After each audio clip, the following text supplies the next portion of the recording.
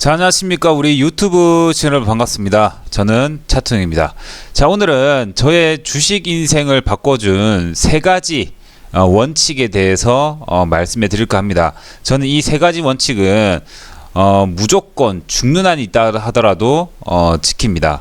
그래서 일단 저에 대한 설명은 계좌 증명으로 하는 게 맞는 것 같습니다. 각 계좌당 이제 원금이 1억씩 됐고요. 1억씩 됐고, 두 개 계좌에서 한쪽 계좌는 원금 대비 36%, 한쪽 계좌는 원금 대비 58%가 보름 만에 났습니다. 보름 만에 수익이 좀 났거든요. 그래서 2억을 투자해서 9,500 정도 보름 만에 수익이 나서 원금 대비 50% 가까이 수익으로 마감이 되었습니다. 저는 저런 단기 트레이딩을 하는 사람인데, 과연 저의 주식 인생을 바꿔준 세 가지 원칙에 대해서는 무엇이 있을까? 오늘 말씀해 드리는 시간 가져보도록 하겠습니다. 그럼 바로 시작을 해보도록 하겠습니다. 자, 첫 번째 확실한 나만의 매매 전략이 존재하는가 존재하지 않는가, 이게 굉장히 중요합니다.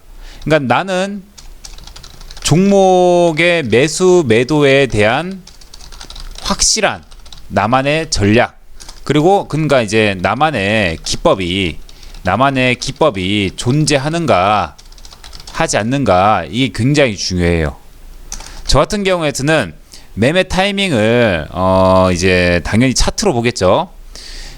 차트만 봤을 때 굉장히 확률이 높고 확실한 나만의 매수 매도 타이밍에 대한 기법에 대한 존재 여부 굉장히 중요하고, 일단 차트를 꼭 봐야 되는 이유, 이걸 말씀드리자면, 일단 차트는 매수와 매도의 결과물입니다. 근데 그 결과물이 매수가 강한 흐름인지 아니면 매도가 강한 흐름인지, 이것을 파악을 하는 것은 굉장히 중요합니다. 아무리 삼성전자라 하더라도, 아무리 우리나라에서 가장 좋은 기업이라 하더라도 수급이 들어오지 못하거나 매도세가 많이 나오면 떨어지게 되어 있습니다. 그러니까 당연히 차트를 봐야 되는 거예요. 차트를 보지 말라고 하는 사람들은 진짜 이거는 제가 보기엔 주식하는 사람들이 아닙니다. 특히나 우리 개인 투자분들은 원금이 적기 때문에 빠른 수익을 내셔야 되고 단기간 수익을 내셔야 되기 때문에 차트를 꼭 보셔야 됩니다. 그래서 저 같은 경우에는 나만의 기법이 존재하지 않는다면 제 생각으로는 절대 투자를 해서는 안 된다라고 생각을 합니다. 그래서 나만의 무기도 없이 없는 상황에서 주식에 뛰어든다는 것은 제가 보기에는 자살행위나 마찬가지다 생각이 드는데, 특히나 절대 단기 트레이딩을 해서는 안 됩니다. 나만의 무기가 없거나 나만의 차트 기법이 없을 때는요. 제가 제 유튜브에서 매매 기법에 대한 것들 지속적으로 말씀드리잖아요. 매매 타이밍 잡는 방법들 알려드리고, 매수는 어떻게 하면 되는지 말씀해 드리고 계속 말씀드립니다. 단기 트레이딩 어떻게 하면 되는지 지속적으로 말씀드린단 말이에요. 제 유튜브 보시면 아래쪽에 매달 1,000만원씩 수익 내는, 꾸준하게 수익 내는 방법, 그 다음에 평생 써먹는 주식 차트 보는 법, 평생 써먹는 상한가 매매법, 평생 써먹는 캔들 매매법, 전부 다 알려드리잖아요. 이거를 꼭 보시면 됩니다. 내가 만약에 매매 투자 관점이 없는 사람이다 한다면 제 영상을 꾸준하게 잘 보시는 게 좋을 것 같다 말씀해 드리겠고요. 자, 두 번째 넘어가겠습니다. 두 번째는 이슈가 중요해요. 저는 주식 공부할 때 이 세 가지만 공부하라고 합니다. 이 세 가지가 무엇이냐?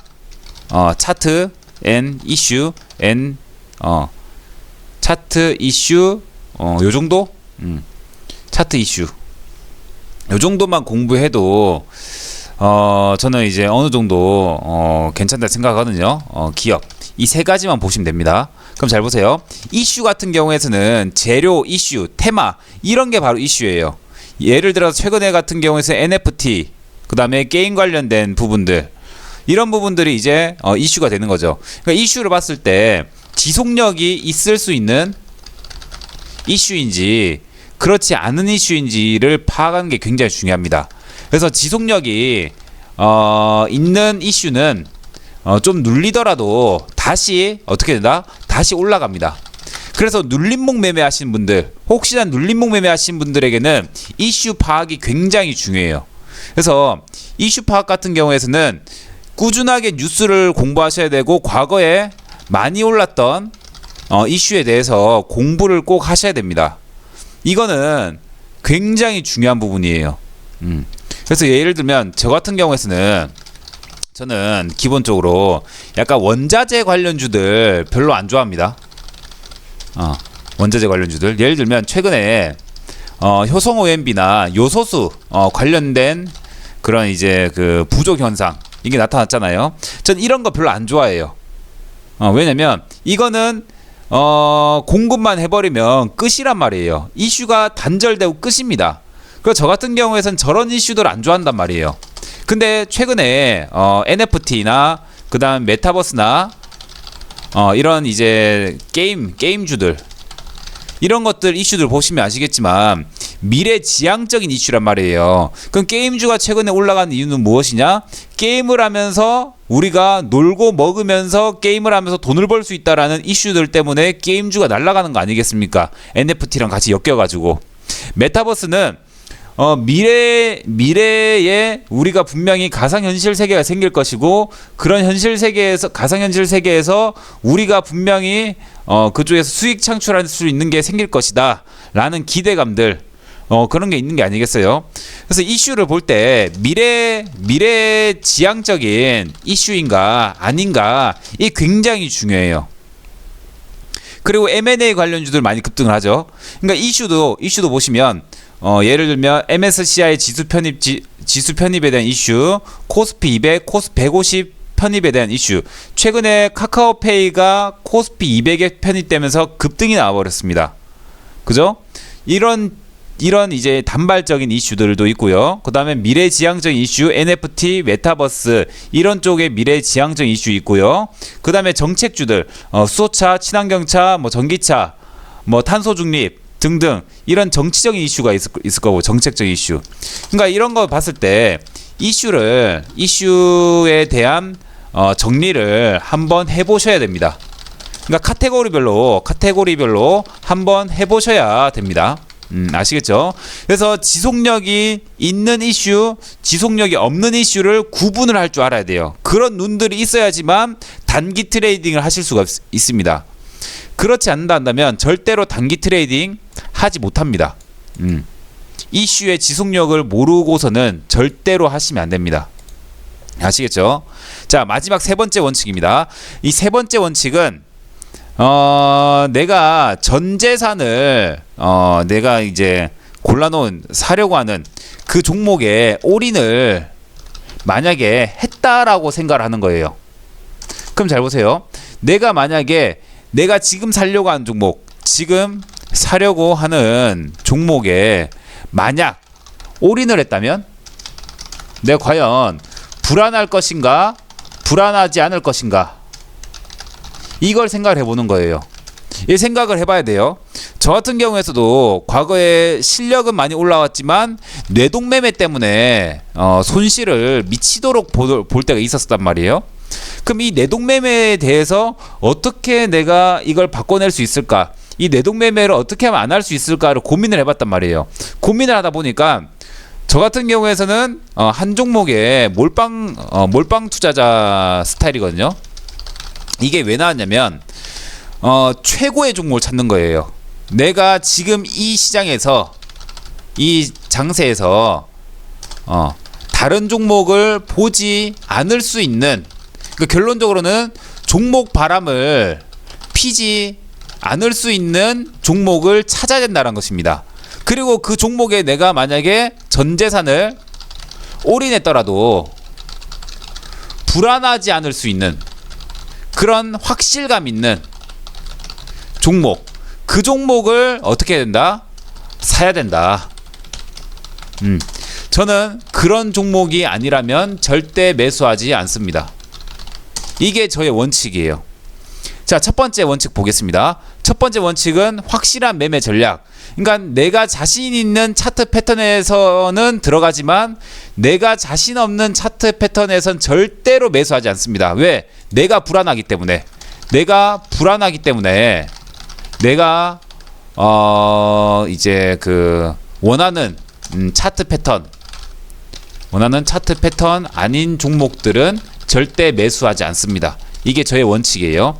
그러니까 그 종목에 대한 매매 횟수를 줄여버리는 거예요. 기본적으로 매매 횟수가 증가되면 매매 확률이 떨어집니다. 저번에도 말씀드렸듯이 내가 한 종목당 매매해서 수익 낼 확률이 90%예요. 그럼 내가 두 종목으로 수익을 두 종목 전부 다 낼 확률은 81%고요. 세 번째 종목도 매매해서 세 종목 전부 다 수익 낼 확률은 72%입니다. 점점 줄어 들어가요. 그러니까 매매 횟수가 증가되면 증가될수록 매매 확률은 떨어진다라는 거. 그렇기 때문에 내가 정말로 자신 있는 차트 패턴, 자신 있는 패턴에서만 공략해야 된다는 거. 두 번째, 내가 보시면 내가 공부가 되지 않은 이슈에선 절대 매수하지 않습니다. 내가 만약에 해당 이슈가 더 올라갈 것으로 확신이 들었고, 그리고 공부가 확실하게 된 이슈다, 그런 이슈에서만 저는 공략합니다. 최근에도 NFT나 게임주나 이런 종목들 전부 다 해당 이슈들이 지속이 될 거라고 저는 확신을 했거든요. 왜? 게임으로 돈 벌면서 논대요. 놀면서 돈 번대요. 그런 시대가 열린다는 겁니다. 메타버스, 그런 시대, 가상현실 시대가 열린다라는 거예요. 그럼 당연히 미래지향적인 이슈들 같은 경우에선 지속력이 있단 말이에요. 과거 데이터도 그랬고요. 지금도 이슈 그런 걸 봤을 때 미래지향적인 이슈들은 앞으로 더 올라갈 확률이 높다라는 거겠죠. 주식은 기대감을 먹고 사는 거니까요. 그래서 내가 해당 이슈에 공부가 확실히 돼 있어야 됩니다. 그렇지 않은 이슈는 저는 절대로 들어가지 않습니다. 그리고 제 경험상 지속력이 좋은 이슈들은 들어가는데 지속력이 좋지 않은 이슈들, 최근에 요소수 관련주들 있잖아요. 그런 것들 한번 팍 뛰었다가 끝났단 말이에요.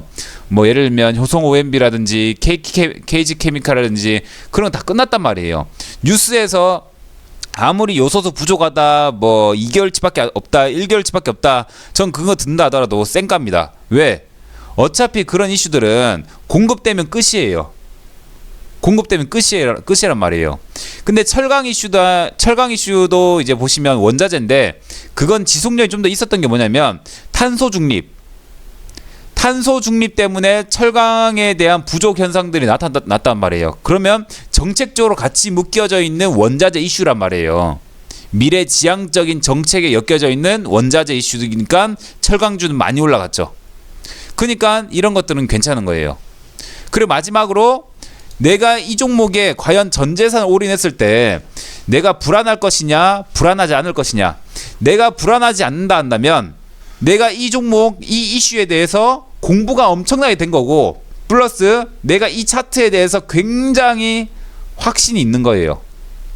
그리고 나의 경험상으로도 이런 차트, 이런 이슈들은 수익이 날 확률이 높다라는 것을 습득을 한 상태고요.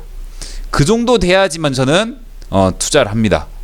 그래서 이렇게 하다 보니까 저는 뇌동매매를 굉장히 줄였어요. 뇌동매매를 줄이다 보니까 매매 횟수도 적어졌지만 오히려 매매에 대한 확률은 올라갔습니다. 보이시죠? 단 한 번도 깨지지 않았습니다. 11월 15일부터 지금 12월 3일까지 한 번도 안 깨졌습니다. 지금 장세가 최근에 11월 달 중순 때 떨어졌단 말이에요.